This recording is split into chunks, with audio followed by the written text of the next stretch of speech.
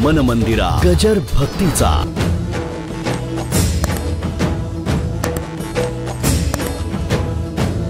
श्रीमंत दगडूशेठ हलवाई गणपती ट्रस्ट आणि सुवर्णयुग तरुण मंडळाच्या वतीने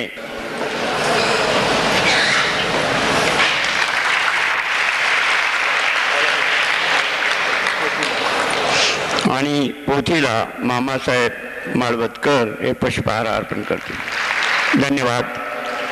राम जय जय राम।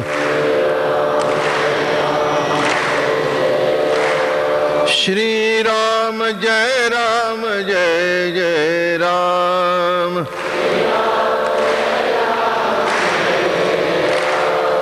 श्री राम जय जय राम।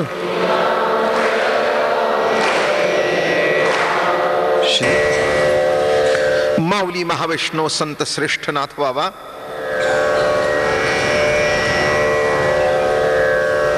आणि परशुरामाची कथा आपण थोडीशी काल सुरुवात झाली। क्रोधामुळे काय काय घडतं याचं काल आपण ऐकलं। क्रोध किती त्रासदायक आहे। काम त्रासदायक आहे, क्रोधही त्रासदायक आहे। आणि जेव्हा जमदग्नीने ठरवलं की त्या क्रोधाला गिळून टाकायचं, संपून टाकायचं, तेव्हा तो क्रोध म्हणतो, बघा विचार करा, अहो मी नसेल तर घरात तुमचा माणसं कचरा करतील।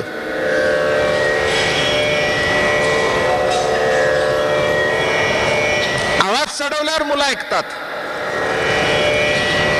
आवाज चढवल्याशिवाय ऐकत नाहीत।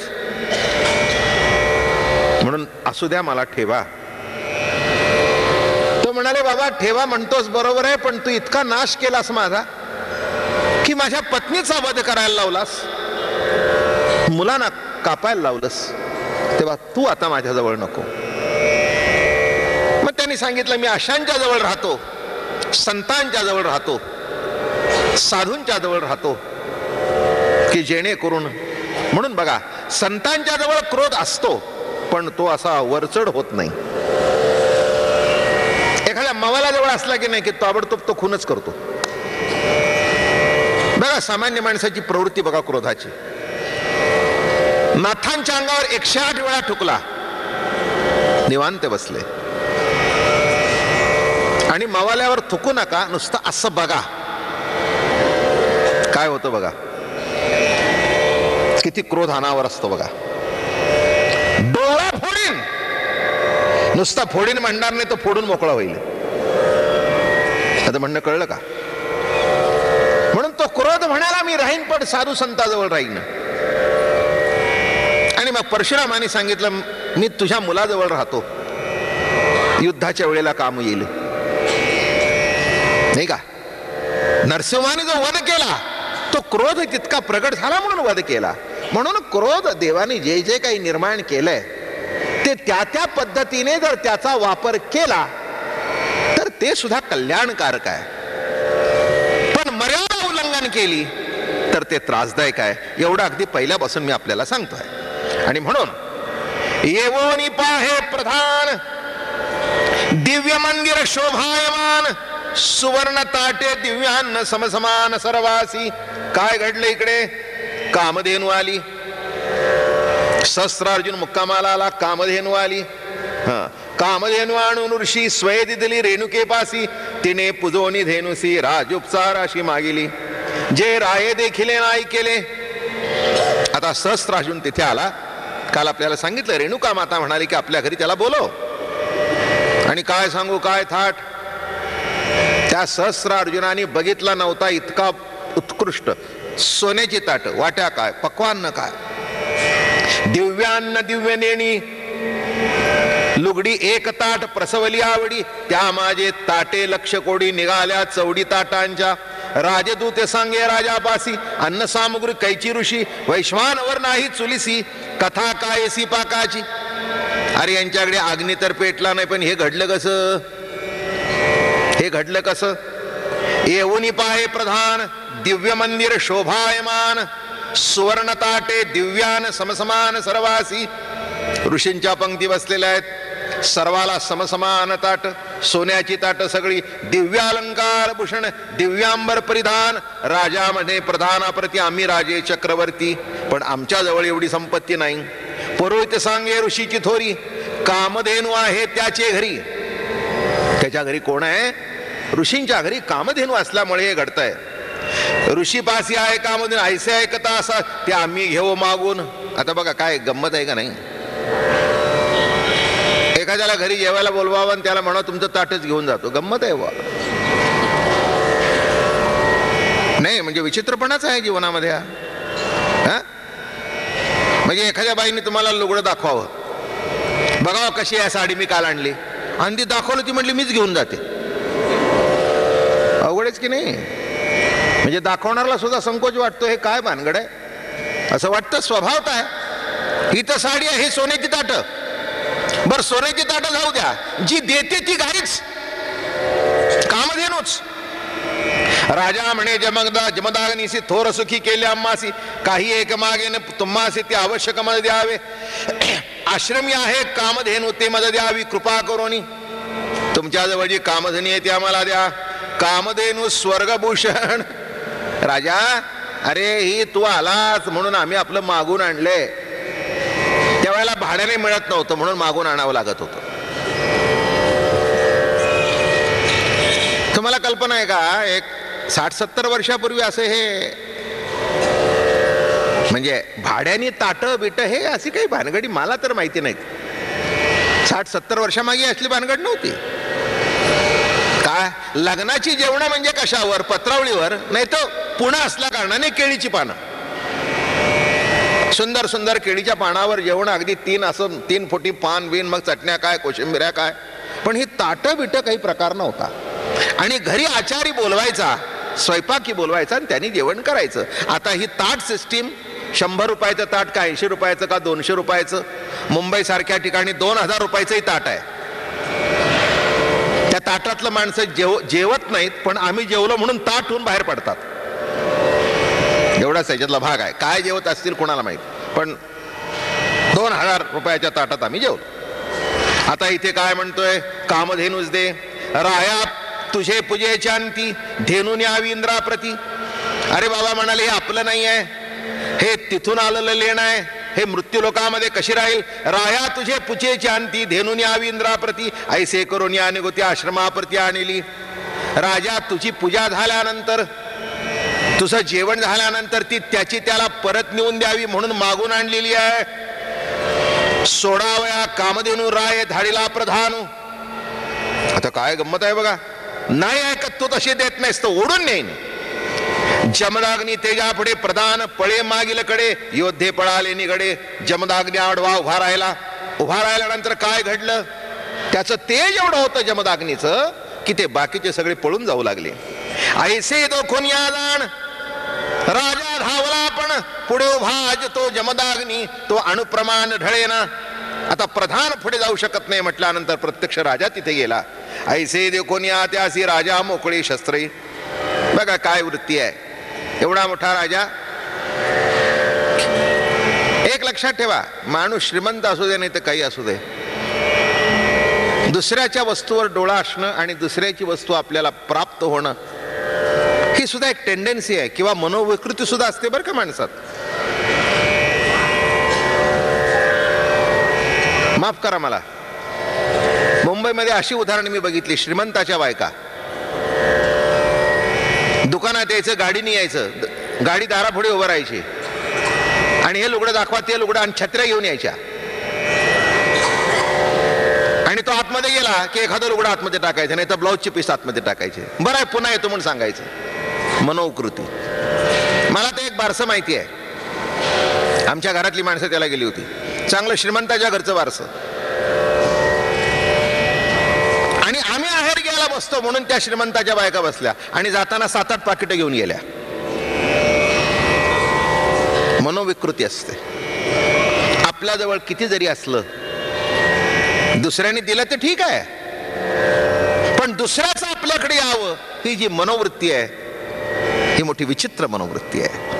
आता राजाला काही कमी होतं का? सहस्त्रार्जुन एवढा मोठा राजा, बर तो सांगतो ही माझी नाही आहे, ही स्वर्गातून मागून आणलेली आहे राजा, तुझ्या स्वागताकरता मागून आणलेली आहे, ही देऊ शकत नाही. कसा देत नाही? कसा देत नाही? बघतो, ही मनोवृत्ती आहे, नाही का?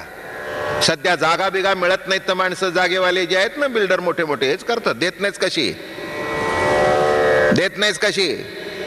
लाखाची जागा 2 लाख आहे, देत नाहीत कशी? बघतो तुला. भाऊ मला विकायची नाही, कशी विकत नाहीस? माझं बोलणं कळलं? हीच प्रवृत्ती आहे, हीच प्रवृत्ती आहे. तेव्हा नीट रामायण आहे का? सध्या सुद्धा रामायण चालू आहे. काय का देत नाहीस? आम्हाला पाहिजे. अहो पण मला विकायची नाही. विकायची नाही कशी? लाखाचे 2 लाख आहे, त्याला माहिती असतं 1 कोटी करू. माणसाची मनोवृत्ती कशी आहे बघा. तसं राजा म्हणतो देत नाहीस कसा? लढाईला उभा राहायला सोडावया कामधेनू राये धाडीला. ऐसे देखून या राजा धावला आपण, ऐसे देखून त्यासी राजा मोकळी शस्त्रासी, ते लागो न शकली ऋषीशी. मग हातवासी निर्वाण, शस्त्र लागली नाहीत, एवढा अधिकार होता राजाचा. राजा अत्यंत क्रोधयुक्त, निर्वाण शस्त्र, तेने ऋषीचा केला घात. पडिला चेत जमदाग्नी, जमदाग्नी जमिनीवर पडला, दिव्य अस्त्र टाकलं त्यांनी. जमदाग्नीचा गेला प्राण, पळाले आश्रमीचे ब्राह्मण. राजा बोलिला आपण आता कामधेनू आणारे. धेनू सोडा आला सेवक, रेणुका शोभली अत्यंतिक. चक्र कोरण्या तांटक, युद्धात सन्मुख ते आली.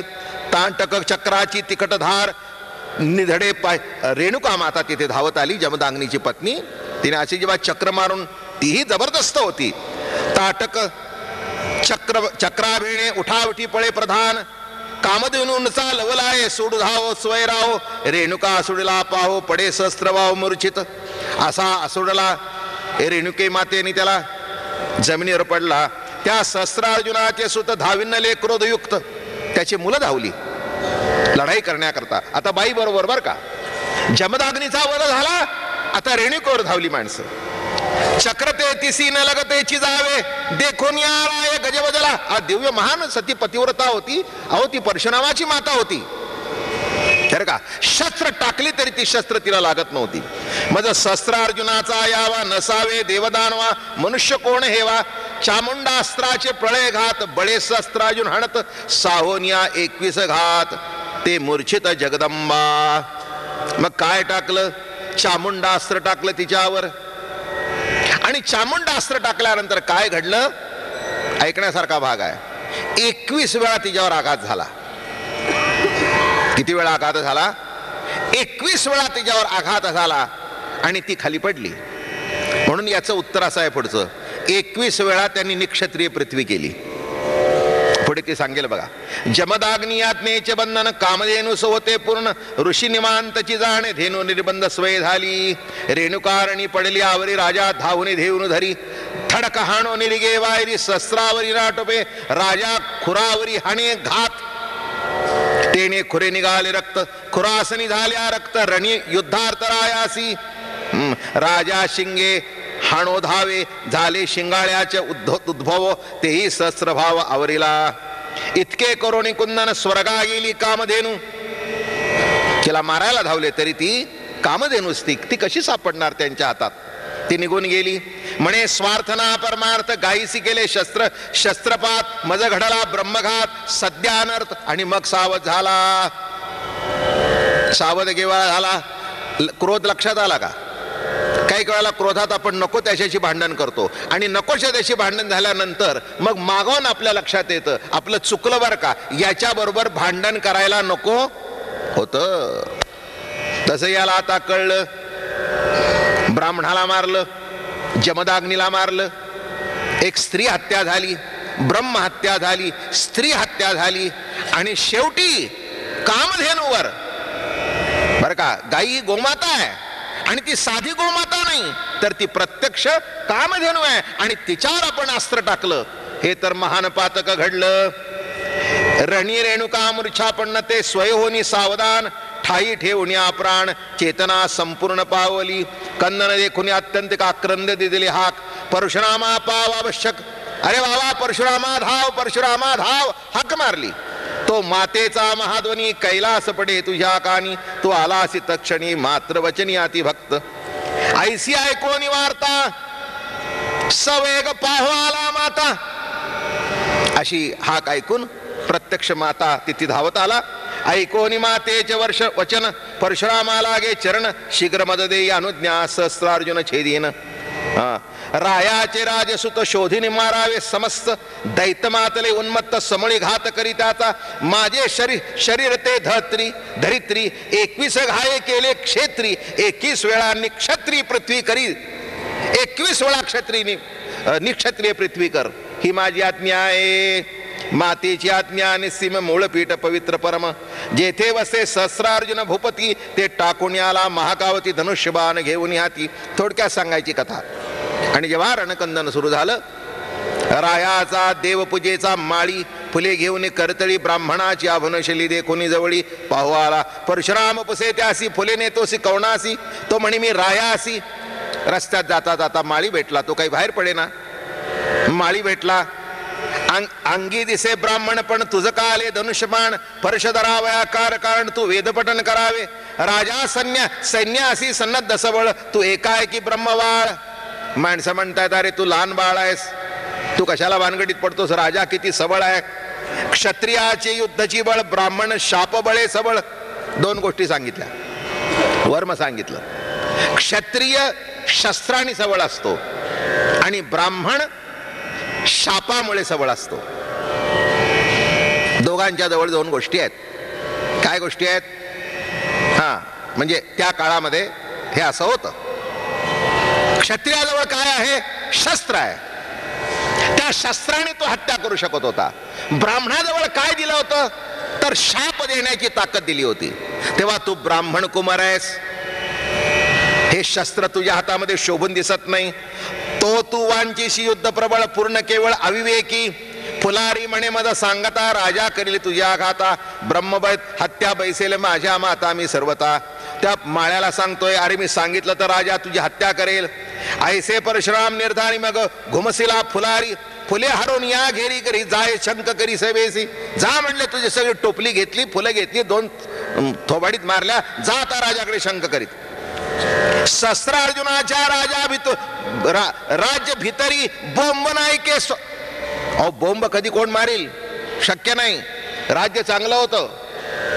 सध्याच्या सारख्या पेपर मधून रोज जे बोंबा येतात तशा कोणी मारत नव्हत्या. माझं म्हणणं कळलं. सध्या पेपर उघडा, कोणाचंही राज्य असून काही असून, कुठल्याही राज्यात असो, इकडे का तिकडे का उत्तरेकडे का महाराष्ट्रात का आणखीन गुजरात, कुठेही घ्या, जिकडे तिकडे बोंबा बोंब. मी इथला शब्द वापरलाय बरं का. राज दरबारी कधी बोंब कोणी मारत नव्हतं. आणि जेव्हा या माळाने शंख करायला सुरुवात केली, अरे कोण माझ्या दरवाजात बोंब मारतय? कारण पूर्वी लक्षात घ्या, एकदा गाडगं फुटल्यावर मग त्या 5 फेऱ्या मारायच्या आणि ते फिटलं की मग एकदा बोंब मारायचे. काय? आणि आता राज दरबारामध्ये बोंब ही काय प्रकार आहे? ऐसे विश्वतमुखी वार्ता भविष्यमध्ये वाघदेवता, ते बोंबराय ऐकतात सळकापू चित्ता सुटला. अरे माझ्या दाराशी कोण बोंब मारताय? काय भानगड आहे? म्या गायीसी केला शास्त्रपात, ब्राह्मण केला ब्रह्मघात, आचरलो अति अद्भुत. आता आपल्याही घरात शिवी नित्याची झाली. पोरं ओरडायला लागले की नाही. आई म्हणते का तुम्ही पुढचं बोलता म्हणून मी बोलत नाही. काय बायको जरा वरचा स्वर करून लागली की नाही, महा म्हणतो का. म्हणजे एकमेकाला एकमेक. पण पूर्वीच्या काळी बोंब तशी केव्हा मारली जात होती एवढं अनुसंधान लक्षात ठेवा. म्या गायीसी केले शस्त्रपात, ब्राह्मण केला ब्रह्मघात, प्रापाचरला अद्भुत जाय निश्चित मजा नाही. परशुराम म्हणे हे दीन, मारली हा पुरुषार्थ कोण, याचा राय असे अपशकोन होय तैसे चिन्ह करू. याला कशाला मारायचे या माळ्याला, किंवा हे दीन लोकांना कशाला मारायचं, याला अपशकून करू. ऐसे म्हणून सोडला बाण. रस्त्याने जे येत होते की नाही, त्यांनी काय केलं, माणसं आली कशाला मारायचं म्हणे, माणसं साधी आहेत. एक बाण असा टाकला, काय पावर होती बघा. म्हणजे काय अनुसार जेवढे रस्त्याने होते त्यांचे नाक कान कापायचे आणि याला अपशकून करायचा. परशुराम म्हणे दीन मारल्या पुरुष यांचा राय असी ऐसे म्हणून सोडिला बाण अवघ्याची शस्त्रे छेदुनी सवेची नाक कान सरकटून बाण परतून भाताने गे नाक आणि कान कापलेन बाण पुन्हा भात्यामध्ये गेला कानाची व्याही जावई कोणाचे भेटवाले भाई आता बघा की जावई आला कोणाचा भाऊ आला जे जे कोणी आले ते सगळे नकटे करून पाठवले कोणाचा पावणा जावई आणला दिवाळ साणा तेथे मुकले नाका काना दाविता वनज्ज वना सलज्ज शंख करीती अक्रंदोनी नाक कान गेले दोन्ही फेफे करती सन्मुख घाई गेल्या प्राण ते विरासी उत्तम मन परी जिता गेल्या नाक कारण ते अहो मेला तर मेला म्हणता येतं पण जिवंतपणी नाक आणि कान जाणं हे किती वाईट आहे रायाचे राजसुत शोधून मारावे समस्त हे मातेची आज्ञा समर्थ तो मी कार्यार्थ साधीन काय सांगितलं आईने जेवढे जेवढे जे त्याचे प्रमुख आहेत तेवढे शोधून मार म्हणून इथून सुरुवात केली धाके दचकला प्रधान उभा ठेला धैर्य करून सैन्य उभा विभ सांडिला प्राण टणत्कारे सैन्य दे कोणी महामार खवळले राजकुमार प्रधान धाविनला समोराती दुर्घर निजोद्धा रामे छेदिला त्याचा रथ सारथी राम म्हणजे परशुराम बर का ही जी कथा चालू आहे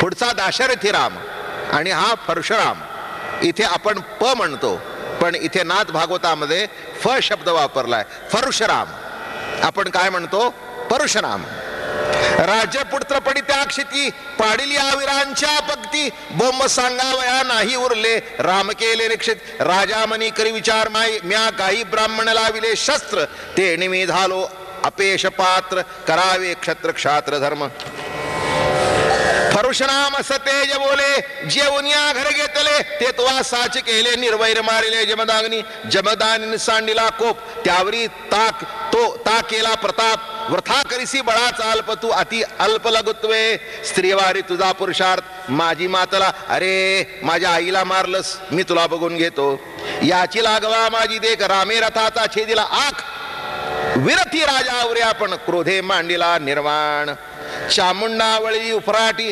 शस्त्रार्जुन देखील दृष्टी माझी अस्त्रे मध लागीले पाठी चामुंडा अस्त्र सोडलं तिच्यावर सोडलं होतं पण आता इथे परशुरामापर्यंत काही चाले ना ते अस्त्र उलट फिरलं बुमरेंग आपण म्हणतो ना तसं ते अस्त्र एक मी तुम्हाला सांगतो आपण चांगली कर्म करत असतो तिथपर्यंत ती कर्म फलद्रूप होतात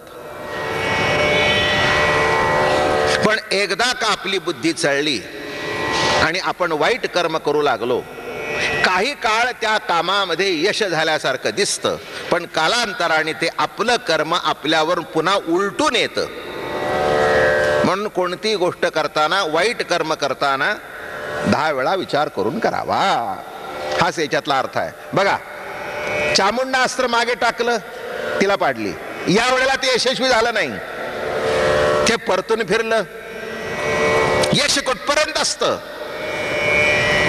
बरं का एक मराठी मधली म्हण तुम्हाला पाठ आहे पण सांगतो पेराल ते उगवेल इथे तेच सांगतायत मागे त्याला असं वाटलं असं घडलं इथे तसं घडलं नाही शिरी उडाले अंतराळी चामुंडेची निवारण माझे मी नेणे आपण अवश्य मजा आले मरण धाके संपूर्ण आता चामुंडा अस्त्राला कसं मारावं हे मलाच कळत नाही माझं माझ्यावर उलटलं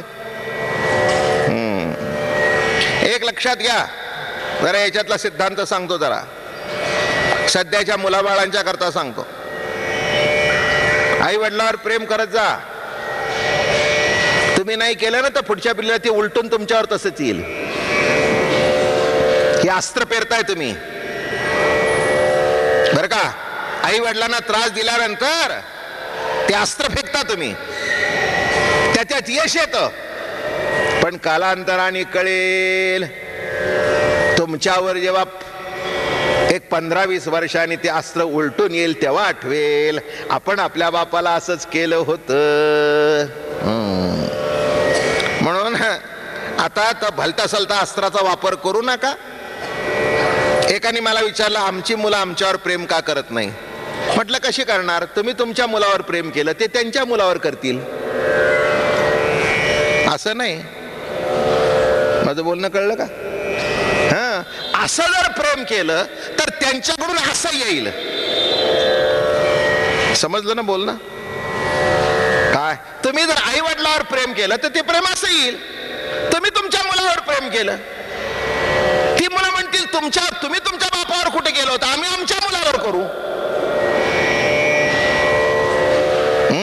म्हणून आई वडिलाचं ऐकावं, उलट उत्तर करू नयेत.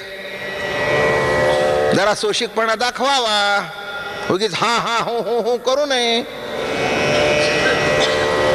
समजतंय म्हणायचं तुम्हाला. अहो मोठ्यानं सुद्धा सांगायची पाळी आली. आता बायको घरात आल्यानंतर जे घरामध्ये काही भांडण तंटा होतात, ती काही रांगती कार्टी येतोय की ज्या मुलांना काही कळत नाही अशी मुलं आहेत का? चांगली 25, 30, 35 आहेत, पण त्यांच्या हातून सुद्धा प्रमाद घडतो. हो, म्हणून आपलं चामुंडा उलटली तशी तुमच्या आयुष्यात उलटू नये एवढंच लक्षात घ्या. म्हणून आहे त्या आई वडिलावर प्रेम करा. हो, मागे एकदा यशस्वी झाला पण पुन्हा व्हाल असं नाही, ते अस्त्र फिरून तुमच्यावर येईल. श्री उडाले अंतराळी, खलास संपला. सहस्रार्जुन प्रेमे आदरिले स्तुती, मी गोब्राह्मण ब्रह्मघाती, त्यामध्ये सहस्रधारी पाप निष्वित निज करे, छेदिले सहस्रा भुजाभार, सहस्त्र भुजे थेली, ना तो छेदिला अहंकार. काय सहस्त्र भुजा नाही तर माणसाच्या ठिकाणी सहस्त्रपट अहंकार असतो. अहंकार असतो, तो अहंकार छेदून काढला. छेदिले माझे कर्माकर्म, छेदिले माझे धर्माधर्म, छेदुनी माझा मोहभ्रम, ब्रह्म परम मद केले, छेदिले माझे पुण्यपाप, छेदिले माझे नामरूप, छेदोनी संकल्प विकल्प ब्रह्म निर्विकल्प मद केले. हात जोडले परशुरामाला. अरे परशुरामा, मला धन्य केलंस, बरं झालं माझा अहंकार छेदलास. नाही का, मागे एकदा गोष्ट सांगितली तुम्ही. बाप घरामध्ये त्रास जमत नव्हतं, मग शेवटी नवरा बायकोनी ठरवलं याला जाऊन, पूर्वीचा काळ होता, खड्डा खाडून पोरायचा. यांची गोष्ट त्या पोराने ऐकली. नवरा बायकोच्या तिथे झोपलो होतो. ते म्हणले आता म्हातारा किती त्रास देतो, तुम्ही घरात नसता सारखं दूध मागतो, अमकं करतो तमकं करतो, किती द्यावं, पोराला देऊ का थेरड्याला देऊ? ते म्हणले काय काळजी करू नकोस, आज रात्री त्याला नेऊन पुरतो. म्हणून बाबाला सांगितलं, बाबा चला आमच्या बरोबर जरा दुसऱ्या गावाला घेऊ, हवा पाणी चांगलं असतं. बापाला घातल्यावर नातू सुद्धा जाऊन बसला. हुशार होता नातू. आणि अरण्यात नेलं, थोडक्यात सांगतो, अरण्यात नेलं, झाडं झुडपं भरपूर होती. मग त्याने बापाला म्हणला जरा इथे बसा झाडाखाली, जरा मी पलीकडे जाऊन येतो.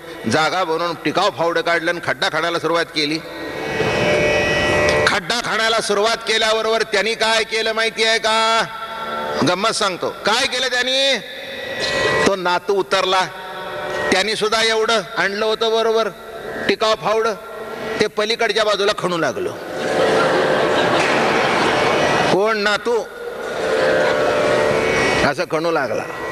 बापाने विचारलं काय करतोयस? म्हणला तो तुमच्या वडिला करता, हा माझ्या वडिला करता.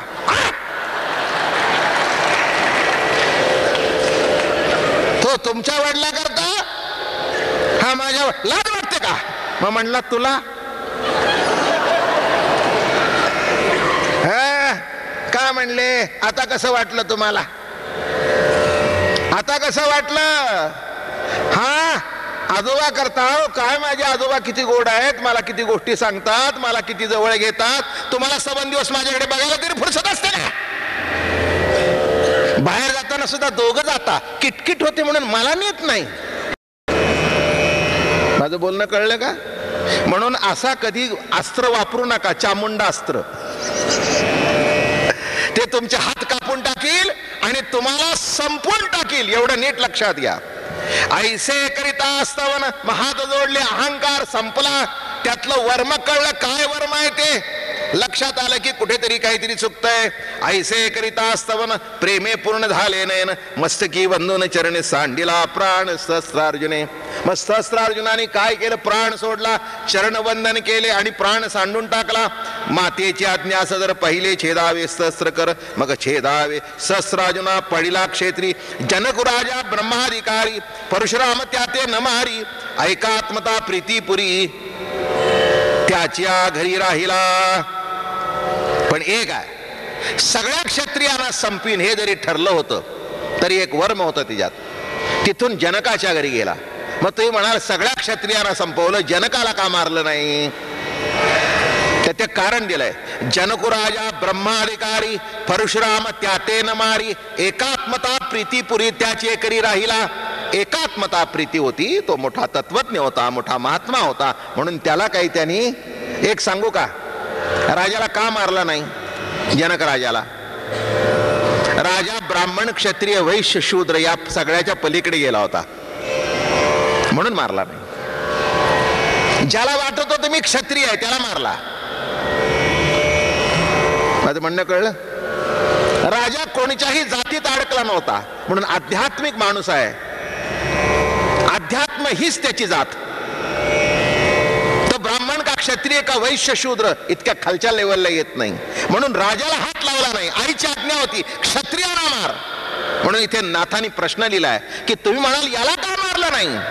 हा एक क्षत्रिय होता, तिथे जाऊन का राहिला नाही? हा ब्रह्मनिष्ठ होता, त्याच्या ठिकाणी भेदभाव नव्हता. ताटे वाढली, रामे ठेवली धनुष्यबाण, स्वये केले संध्या स्नान. आता एवढा परशुराम आल्या बघितलं बरोबर. ऐका, आता इथून संबंध स्थितीची कथा सुरू होते. हे त्याचं पूर्व आख्यान आहे. आणि स्नान संध्या केली, स्वागत झालं, पूजा अर्चा झाली, पाद्यपूजा झाली, जेवणाला ताटं मांडली सुंदर. ते देखताची परिपक्वान देखणे देखती निजनयन दृश्य दृष्टा दर्शन समरजे लोचन झाले. स्वानंदे भोजन देता मिठी, शब्दी निशब्द. असं जेवण, असं जेवण, असं जेवण. काही वेळेला माणसं असं विचारतात, एक प्रश्न विचारतात बरं का, हे काय निघालं का बघ, कनेक्शन निघालं का बघायचं. स्वर बंद पडला बघ.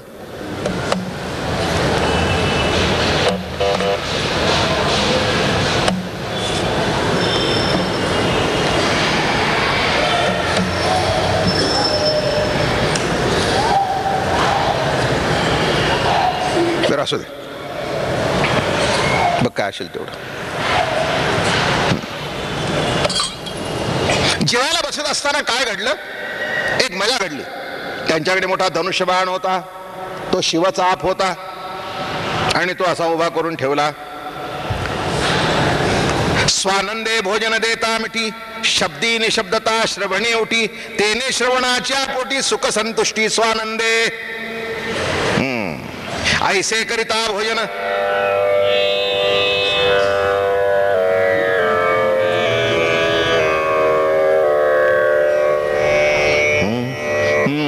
ऐसे करिताची भोजन.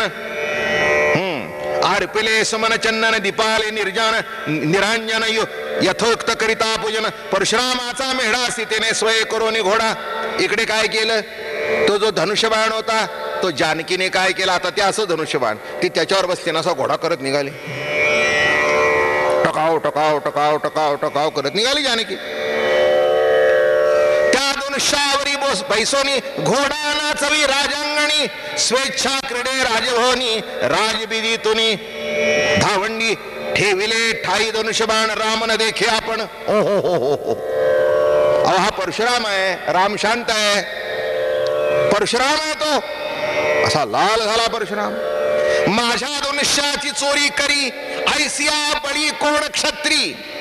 तुवा लपविला आहे घरी, तो झड करी मज द्यावा. जनकाला सांगितलं, ओ महाराज बरोबर नाहीये, माझ्या धनुष्याची चोरी करील असा जगात एकही नाही. कोण हात लावतो?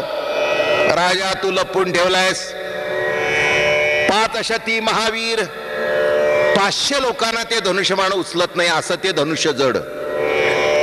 आणि इतकी त्याची पावर. आणि कोण उचलणार एवढ्यातल्या एवढ्यात?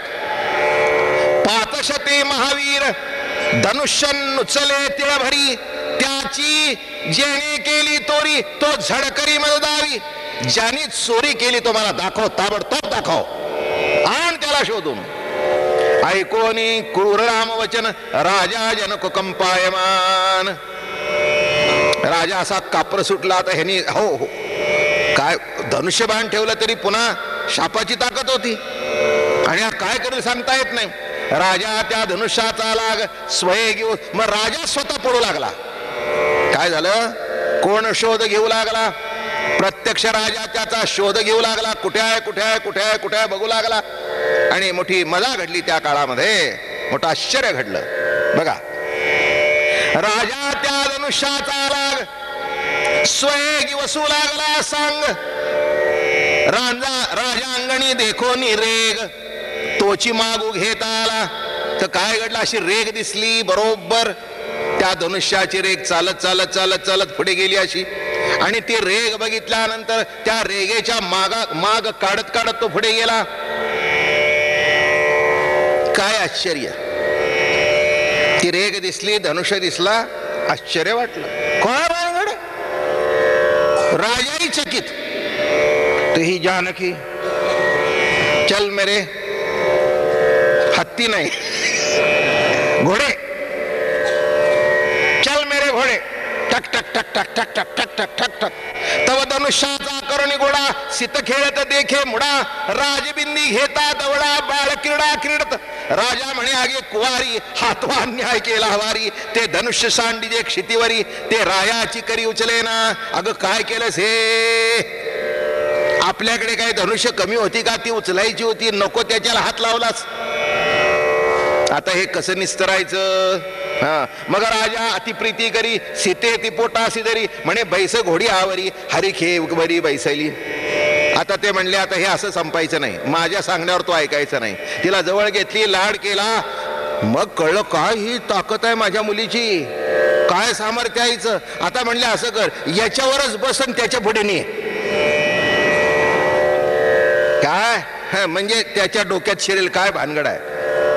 राजा म्हणे आगे कुवारी, हातवा अन्याय केला भारी, ते धनुष्य सांडी क्षितीवरी, ते रायाची करी उचले ना. राजा उचलायला गेला, आपण उचलावा. मग राजा ती प्रीती करी, सीते ती पोटासी धरी, म्हणे बैस घोडियावरी. राजाने विचारलं, राजाला वाटलं आपण देऊन द्यावं, ते काय उचलते का राजाला. करून धनुष्याचा घोडा, नाचवित वाडा खोडा, आली परशुरामा पुढा, देखून घाडा तो विस्मित.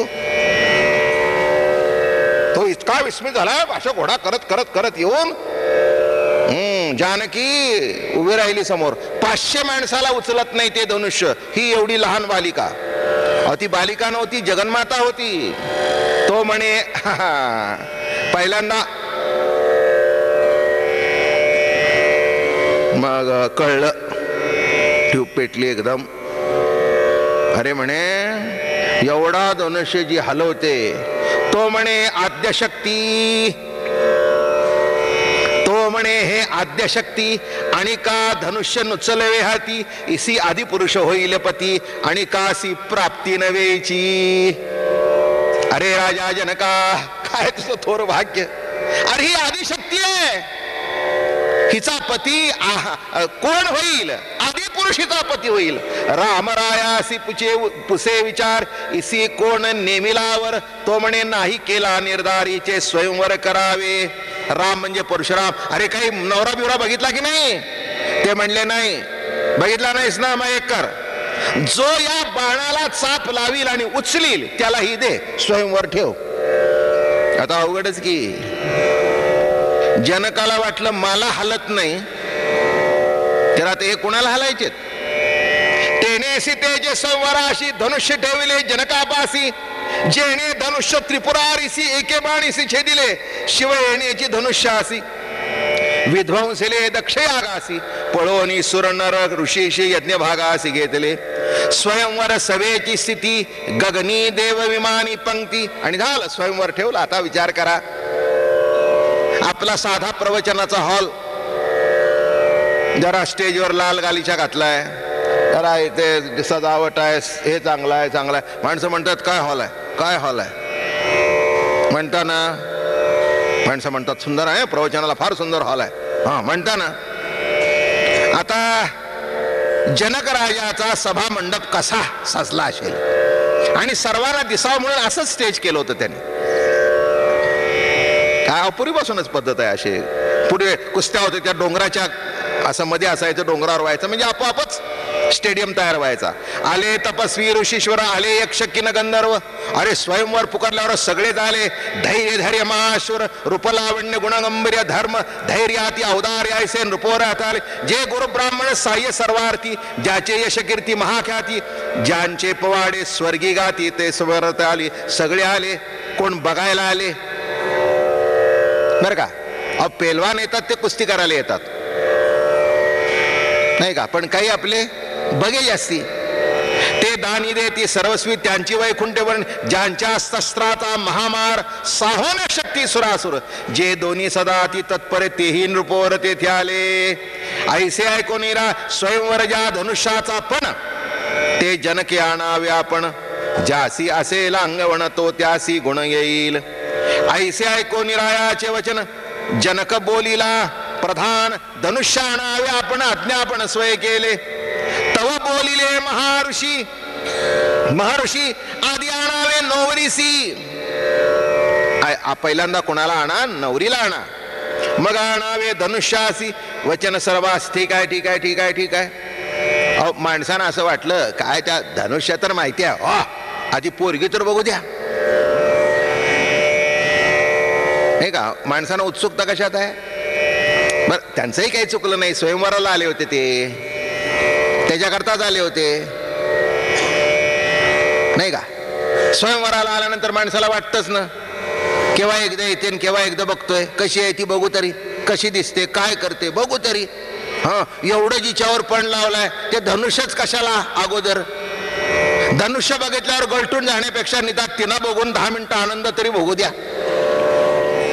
कारण धनुष्य जर पहिला बघितला असता तर ते जवळजवळ निम्मा मंडपच.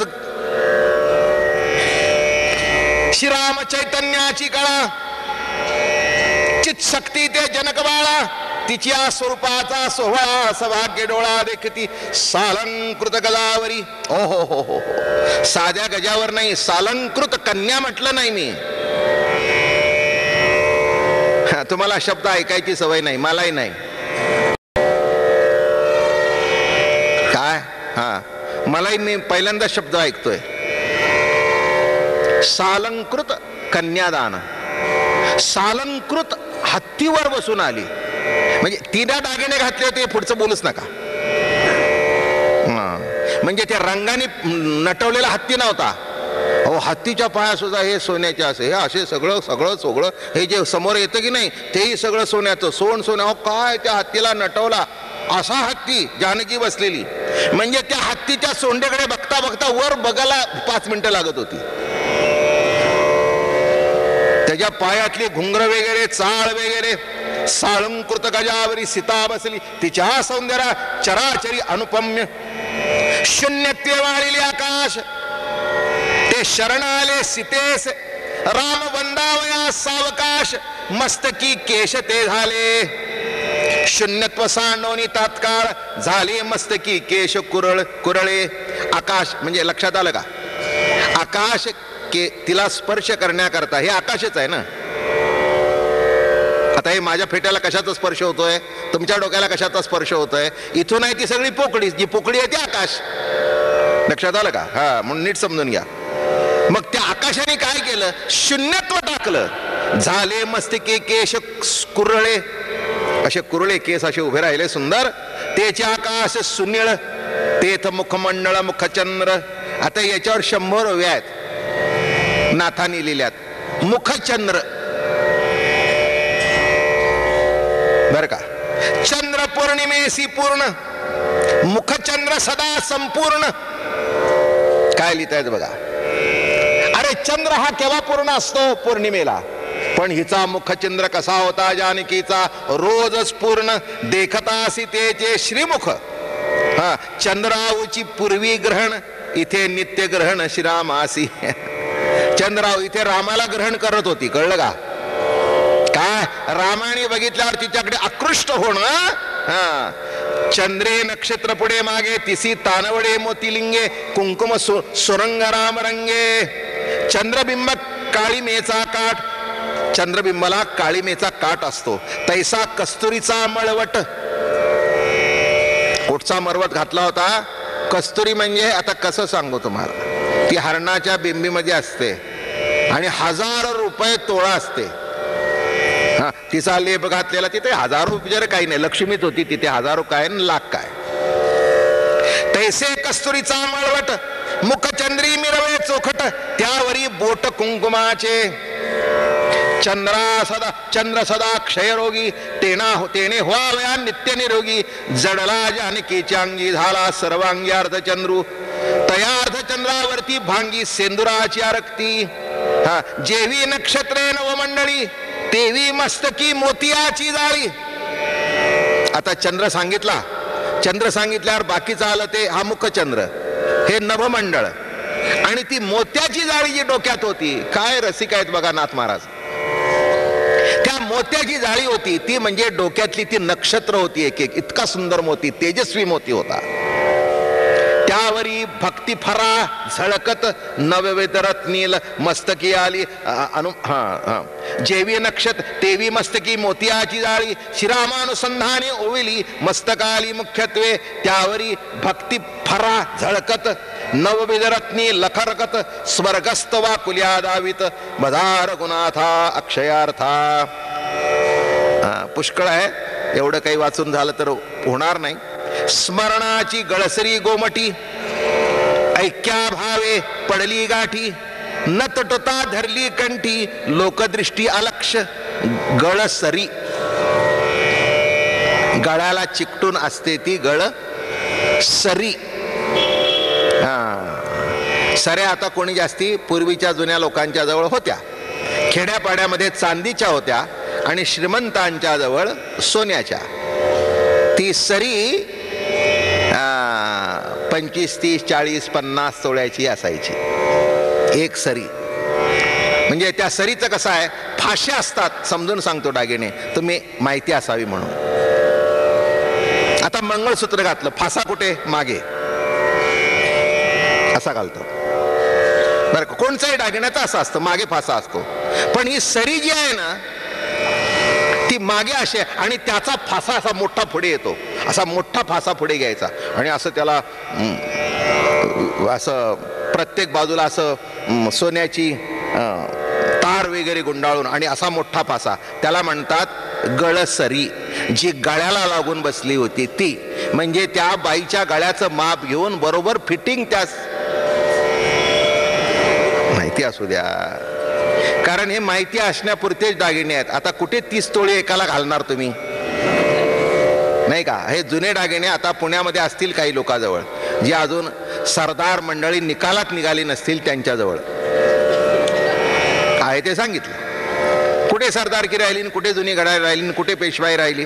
पण जुनी जी मंडळी असतील बघा, दागिने सांगतो, गळसरी, शिंदेशाही तोडे, हे जुने, ते सुद्धा असे होत नाही 10-15, 25-30च्या खाली दागिनेच नाहीत. मोठ्या पाटल्या अमक, मग दांडा गोंडा मूद वेणी, इथे मूद, मग वेणीवर सबंध, असं सुंदर सुंदर सुंदर सुंदर. जाऊ द्या, एका शब्दात सांगू लागला, सुंदर सुंदर सुंदर सुंदर. आता तुम्ही सगळं समजून घ्या, मला विचारायला लागू नका. म्हणजे हे दागिने कसे काय, आता ते आता सध्या आलंय पीक हळूहळू जुन्या दागिन्यांचं, दिसेल कुठेतरी. सीता होती धरणतळी, सुमने विमाने झाली फळा, राम जीवांचा जिवाळा, सेवावया सूत्री बांधो निगळा. सीता काठी माळा सुमने आली, सुंदर सुंदर सुमन माळा घातल्या होत्या. जानकीच्या गळ्यामध्ये सुमन माळाच होती म्हणून राम मिळाला. तुमचं सुमन नाही, कुमन आहे. माझं बोलणं कळलं का? सुमन म्हणजे फुलं असं सांगतात. तिच्या गळ्यात घातलेली माळा सुकतच नव्हती, आमच्या हातात आले की सुकतय. काय सुमन असतील इथे कोणीतरी सुमन नावाची? माफ करा. सुमन म्हणजे जिचं मन उत्तम आहे ती सुमन माला. काय अहो, सुमन जर असेल तर कोणीही माणसं तुमच्याजवळ आल्यावर सुकून जाणार नाहीत, कळलं? काय माणसं सुकसणार नाहीत, अकसून जातात. जर मन सुमन नसेल तर माणूस जवळ यायला तयार होत नाही, गेला की असा अकसून जातो, मागेच सरतो. का? सुमन नाही, सुमन नाही. म्हणून काय सांगितलं? सुमन माळा अशी होती टवटवीत. ज्याचं मन सुमन असतं ती माळा टवटवीत राहते. सीता होती धरणतळी, त्या धराधात्री स्नेहमळी, निजांगे सुनिन कांचोळी, जनक बाळी लेवविली. धराधात्री असल्या कारणाने, धरेची मुलगी असल्या कारणाने भक्ती सकामत्वाती गाजली, निष्काम राम सेवावया होईली. सीतेची अंगी रे गेली, कांचोळी झाली नवखंड. नवखंडाची कांचोळी तिच्या अंगात होती.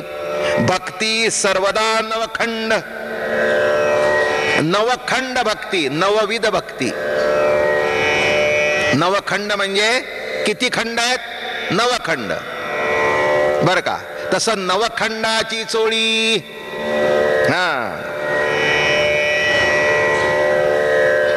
मला वाटतं पूर्वीच्या चोळीला 9 पदर असतील.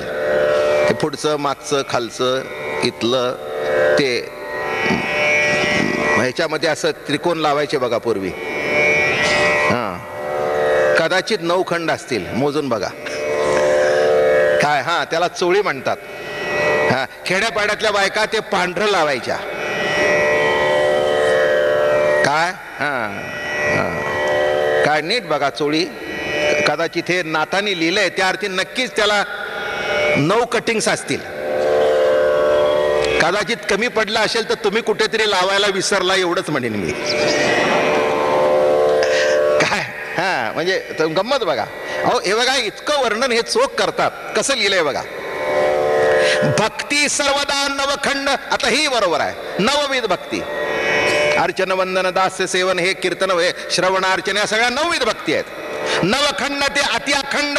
सीता सांडोनी नवविध बंड, केले अखंड श्रीरामे भजन. पृथ्वी नवखंडे नांदली, तेही जड जाद्य उभगली. भक्ती नवखंड अखंडली, सीतेची झाली कांचोळी. येणीची स्वार्थे धरित्री, सीता धरली होती उदरी. हे निघाल्या बाहेरी, धरा उदरी शिजा. भक्तिभावाचे बिरडे, कांचोळी घातले पुढे. बिरडे म्हणजे गाठ. काय आता अशी चोळी घालायची इथे, आणि ती अशी येत असे, आणि पुढे अशी टोकं केलेली असायची. म्हणजे माझी आई तशी घालत होती म्हणून मला माहिती. आमच्या घरामध्ये आमची चुलती, आमची आई ह्या पूर्वी अशाच चोळ्या घालत होत्या. आणि ते ही गाठ आली की अशी पुढे बांधायची बरं का. त्याचा बो करायचा. त्याला काय म्हणतात? बिरड.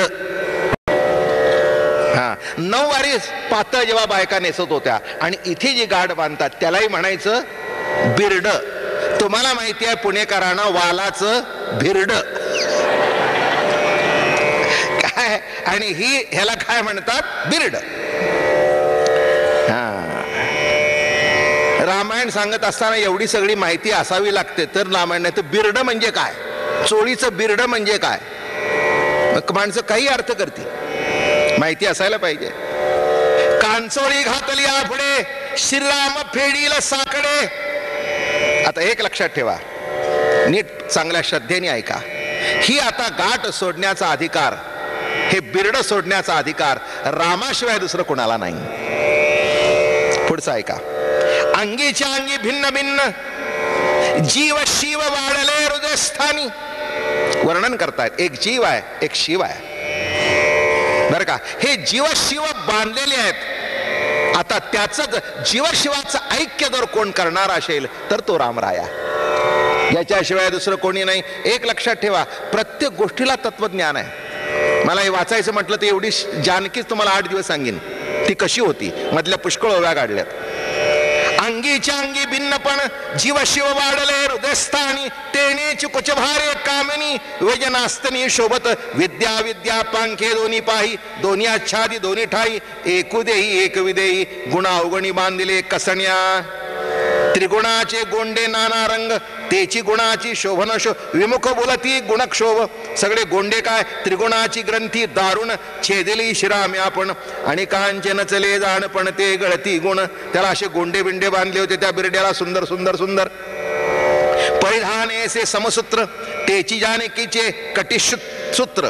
तेनेची महत्वा पार, शोभे सुंदर कटिसूत्र. किंकिण जाळमाळा, कटिसूत्र सिद्धी सकळा. क्षुद्र घंटिका म्हणजे लुगडं नेसल्यानंतर त्याच्यावरून पुन्हा असं, आणि त्याला असं घुंगुरं लावली होती बघा, सुंदर सुंदर सुंदर. असं नेसून पुन्हा किती फॅशन होती पूर्वी. तुम्हाला कशाची फॅशन आणि बिशन काय माहिती आहे, कोणाला माहिती. हो, कसे त्याला घुंगर बिंगर लावलेली होती. पृष्ठभाग इरुळे वेणी, माझी अनर्थ श्याम मणी. वेणीमध्ये सुंदर काळा मणी होता. मधुमिखा ते चंद्रात्मी. आता हे आमचे नाथ बाबा काय लिहितायत बघा. 400 वर्षापूर्वी 5000 वर्षापूर्वीची कथा सांगतायत. म्हणजे आमच्या संतांनी किती बारकाव्याने बघितलं पाहिजे आणि किती बघितलं पाहिजे. म्हणून हे प्रवचनकारांना या सगळ्या माहिती पाहिजे, तेव्हा सांगता येतं. वर्ण नाही, मी काय आहे ते सांगितलं, नाही तर काय करणार हो तो पुढे जाण. ते काय राम तो असा सांगेल, जानकीचं सगळं वर्णन केलं डागडागिन्याचं पुंडलिकावर देऊ. अरे पण जीवशेणी अशी काय बिरड काय. या लागी सीता स्वयंवर अपार मिळले मस्करी, भुलेले तिच्या पालवावरी अहोरात्री अनुलक्षी. कोणी कोणी मस्करी म्हणजे विनोदाने आलेले, कोण सामवेद वेदीचा नाद गहिरे, देवी वाक्या कशा होत्या पायामध्ये. ओहो वाक्या, आवाज निघताना असं वाटत होतं चालताना. मी तुम्हाला ते वरचं राहिलं सांगायचं. अशी साडी नेसली होती जानकी, सुंदर पायगोळ होता, पण काही काही मागे उभे राहिले होते. तिची लाल चुटक पावलं कशी दिसत आहेत ती बघायला. हे बघा, बोलले तिच्या पावलावरी अहोरात्री अनुलक्षित, असे बघून ते वर बघायलाच विसरले, तिथेच बघू लागले काय पावलं. नाही तर ती भेगा पडलेली सगळी, काळं काळं कुट्ट, त्याच्यात मातीत चालणारी बाई असेल तर ती माती रपा रपा भरलेली. अरा कशाचं पावलं, कशाचं. बघूनच सगळं पावलं. हे माझं रामायण मधलं. मी काय सांगितलं आता इथे मी आपलं हे बघा आहे ते इथे वाचतोच आहे, पण काय कसं असतात पाय बघा तरी वाटतात. काय त्या भेगा भेगा, एक एक भेग एवढी मोठी की त्याच्यात रुपया मावा. आता कशी ती सुंदर वेग, मग त्यातल्या त्यात चांगली असेल तर नीट नेटके राहते, नाही तर ते मातीत भरता यायचं, त्याची माती भरलेलीच आहे. चांगल्या लादीवर बसली ना ती म्हणते पाय धुवून. पाय धुतल्यावर तो भेगेतला चिखल ओला होतो. पुढचं समजून घ्या. देव म्हणती हे सीता हुवावयामची देवकांता, दैत्य दानवाच्या मता आमचा हाता येवी. दैत्य म्हणू लागले दानो आम्हाला ही मिळाली तर बरोबर. यक्ष रक्ष गंधर्वगण नरकिन्नर सिद्धचारण, सीता संवरी पण कोण अवघे जन पुसती. विश्वामित्र म्हणे रायासी, आता आणावे धनुष्यासी. श्रीराम जय राम जय जय राम. श्री राम जय राम जय जय राम. श्री राम जय राम जय जय राम.